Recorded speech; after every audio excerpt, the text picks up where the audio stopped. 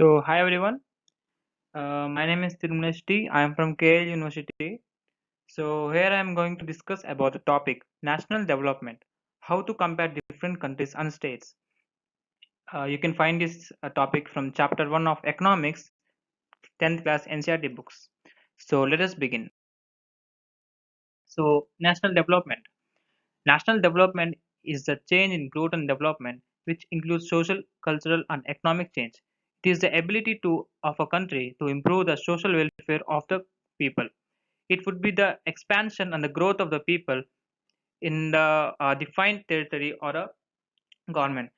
So when we talk about development, it's not only about the money, how much an individual or a group of people are spending or they are getting income, but it matters all the factors that are very important for their survival of their livelihood.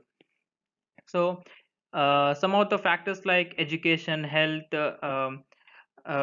roads, buildings, etc. This everything will come under national development.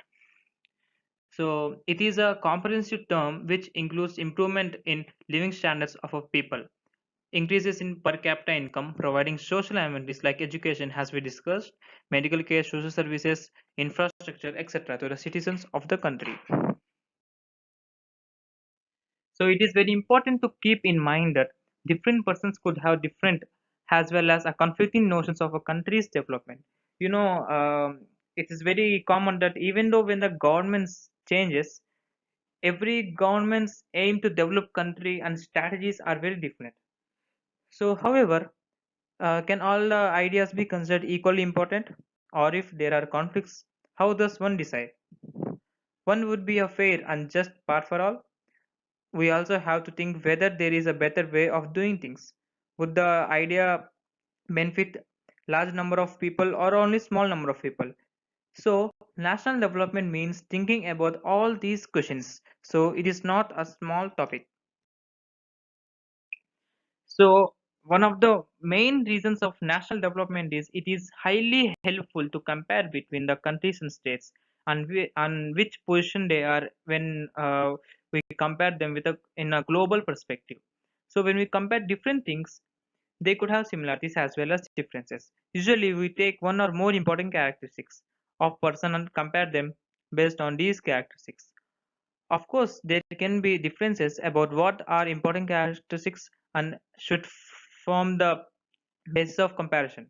Friendliness, spirit of cooperation, creativity, or mark secured. This is true of development too.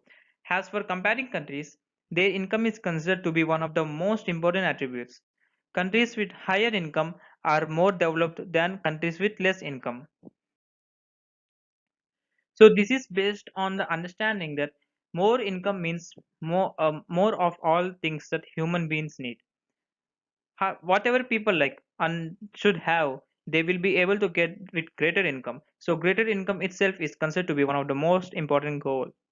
However, for comparison between countries, total income is not such as usual measure. Different countries have different populations. Comparing total income will not tell us what an average person is likely to earn. So, are people in one country better than others in different country? Of course, a group of people can earn much more in United States than comparing the much more smaller country. Hence, we compare the average income, which is the total income of the country divided by its total population. Average income is also called as per capita income or median income also. So, what is average income? Per capita income or average income measures the average income earned per person in a given area in a specified year. It is calculated by the area's total income and by its total population. Per capita income is national income divided by population size. So it is just like a median formula or the average mean formula. So you will have how many heads are there and what is the value of each head.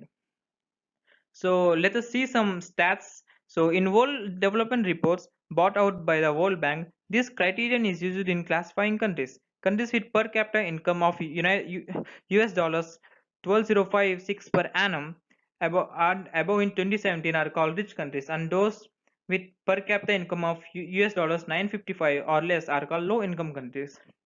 India comes in the category of low middle income countries because its per capita income in 2017 was just US dollars 1820 per annum. The rich countries, excluding countries of Middle East and certain other small countries, are generally called developed countries.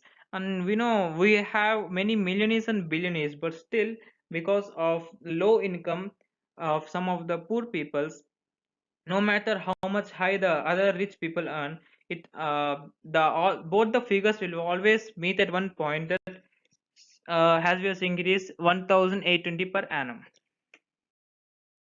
So, in case you didn't understand, so here is a practical relevance. So let us consider there is a room where five people live together. Let's take those five people as A, B, C, D, and E. So A earns 5,000 rupees. B and C earns 3,000 each, whereas D earns only 2,000 and E earns nothing.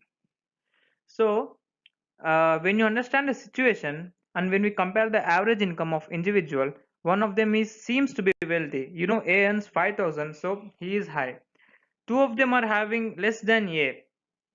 B and C earns only 3,000, but okay, they can afford some things. And the rest of two are in very poor condition. Only 2,000 one person earns and other person earns nothing.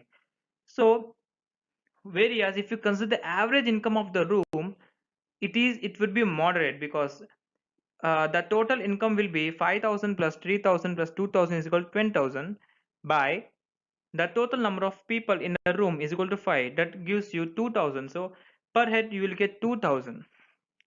The same applies in the country or state. Considering the rich, poor and middle class income families, the national income is always depends upon the individual income and population of area.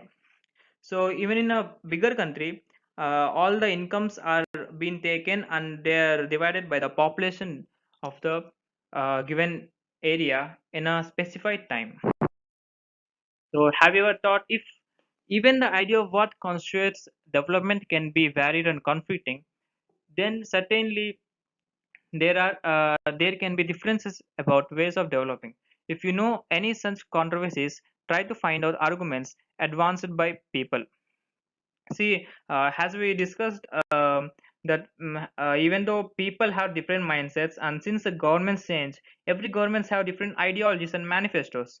So some of the development can be conflicting or etc. So here you need to find out the arguments advanced by different people. You may do so by talking to different persons, or you may find it from the newspaper and television. So that's it, guys. I hope this video has been knowledgeable to you. Thank you.